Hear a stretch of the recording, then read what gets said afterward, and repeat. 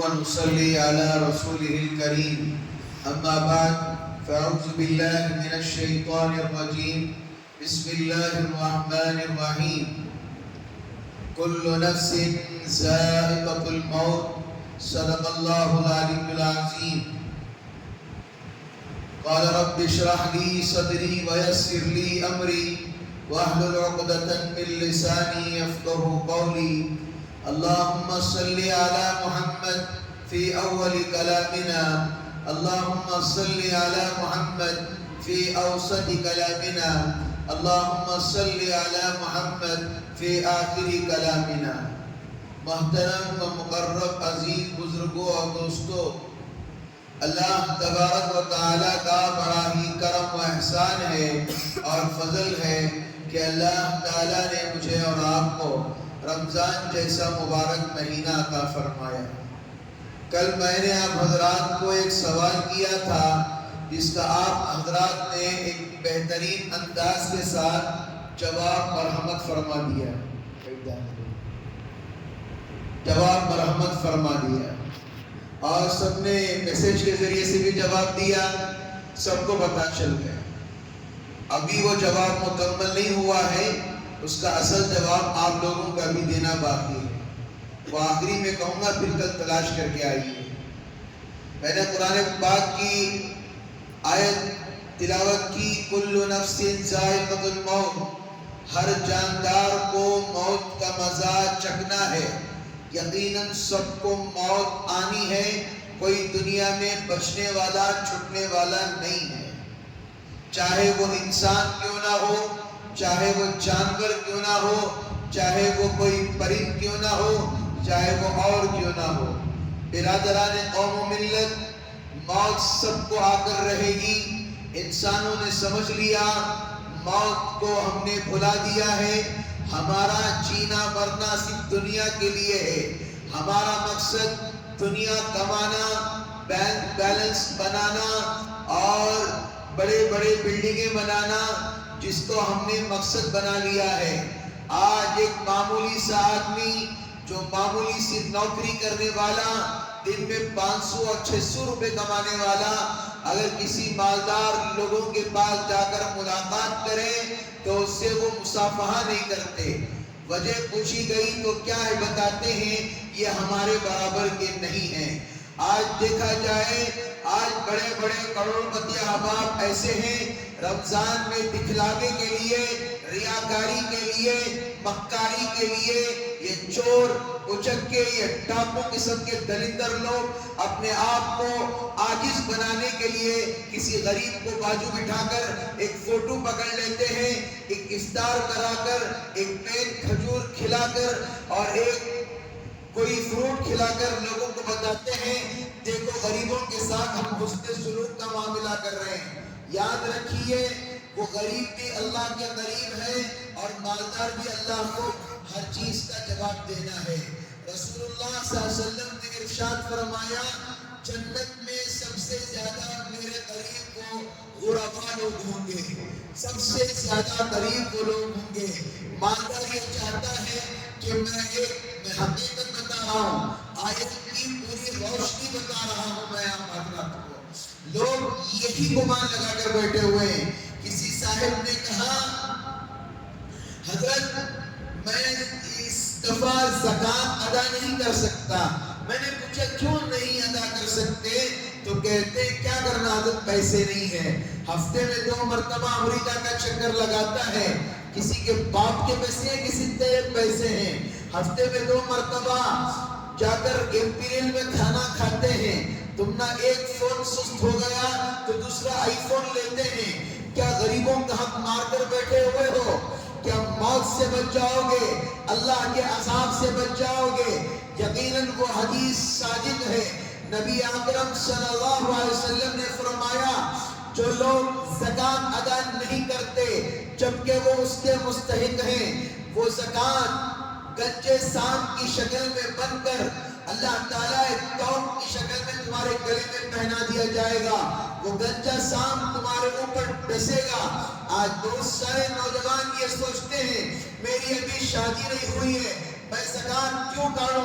اگر آپ سونے کی चेन पहन रहे हैं, आप चांदी की अंगूठियां पहन रहे हैं, जो प्लैटिनम होता है, जो सोने से भी बढ़कर होता है, जिसे वही सुन्ना कहा जाता है, आज वो पहन रहे हैं। आप लोगों को भी उसकी ज़कात निकालनी पड़ेगी, आपको उसका हिसाब लगाना पड़ेगा।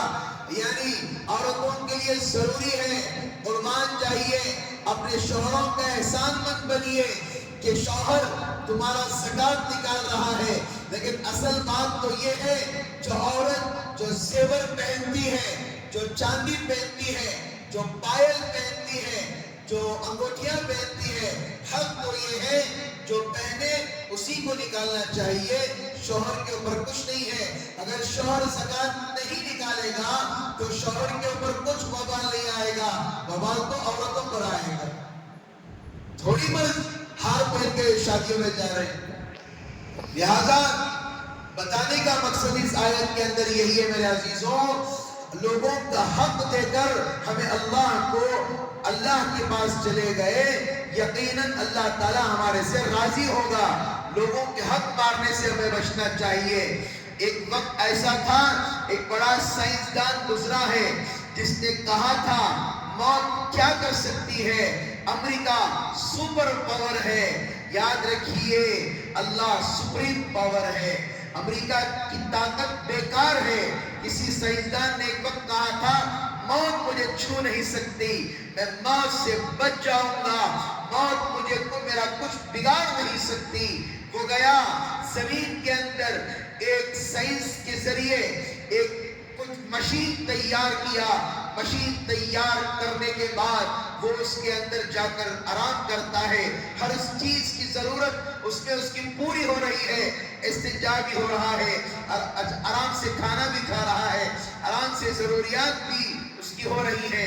लेकिन मौत आई तो वो डर गया और उसे खुद नहीं पता चला कि मलकुल मौत यहां पर भी पहुंच गए।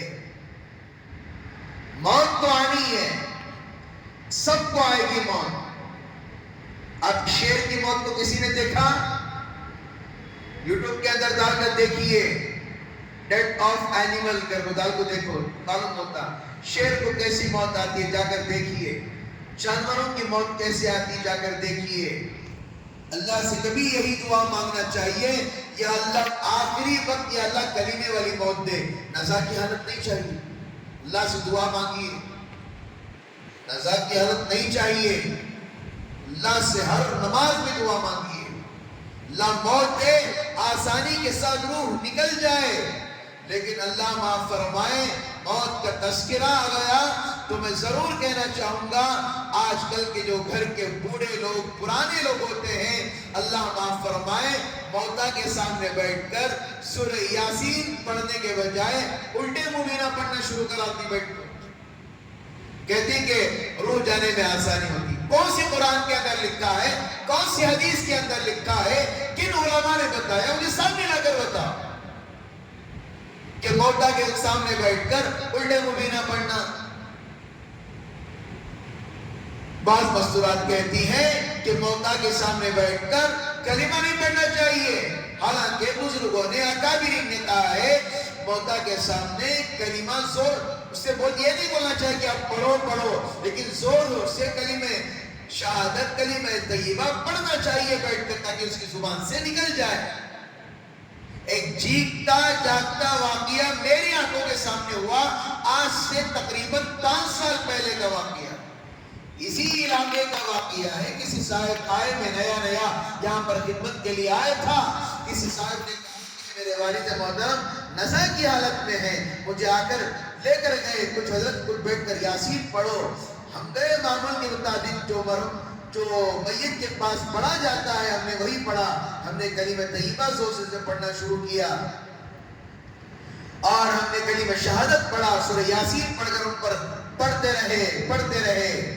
आखिरी वक्त जो उनकी जुबान से निकला, खुद हैरान हो गए। वो आखिरी वक्त कलीमा जो निकलना था, याद रखिए जैसी जिंदगी गुजारोगे वैसी मौत आएगी।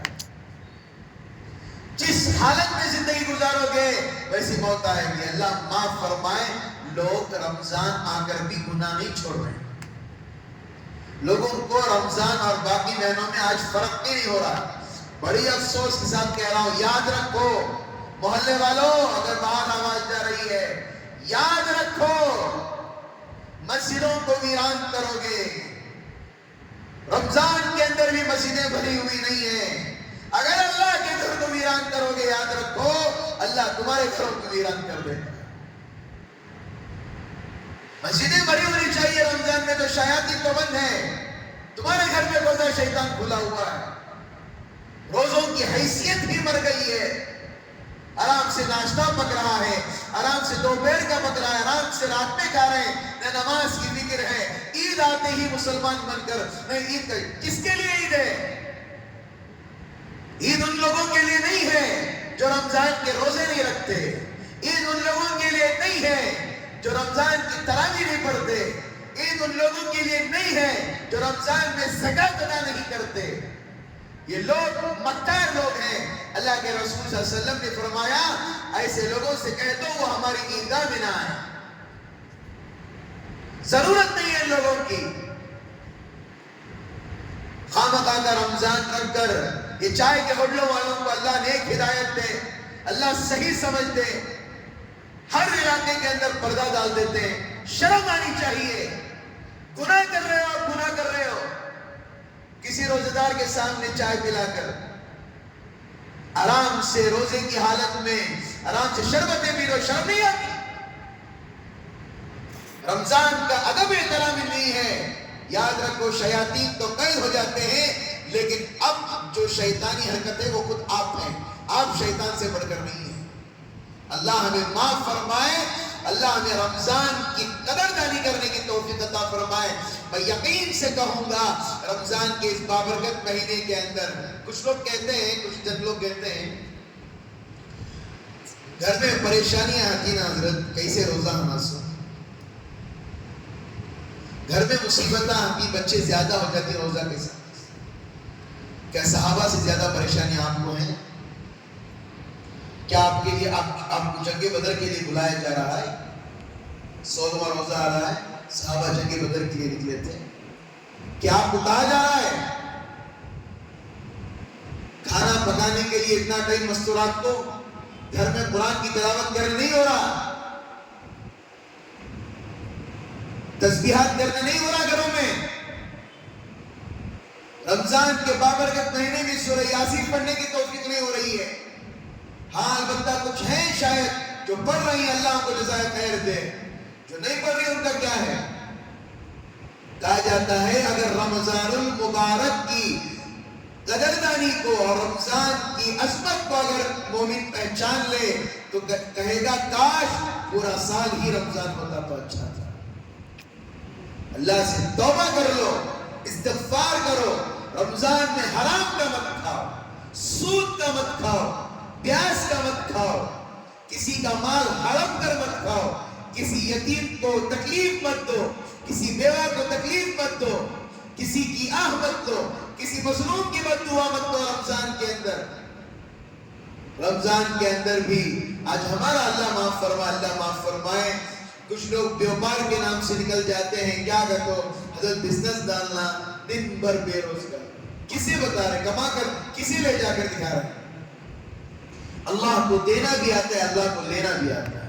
لہٰذا میرے عزیزوں، کل نفس ذائقۃ الموت، ہر جاندار کو موت آنی ہے، لہٰذا اللہ پاک سے دعا کریں اللہ تعالیٰ ہر بری موت سے اللہ ہماری حفاظت فرمائے۔ اور نوجوانوں سے کہوں گا کتنی بھی پریشانی کیوں نہ آ جائے، کتنے بھی ٹینشن کیوں نہ آ جائے، خودکشی کے شکار مت بنی۔ اللہ زیادہ پریشانی آ گئی کیا ہوتا ہے؟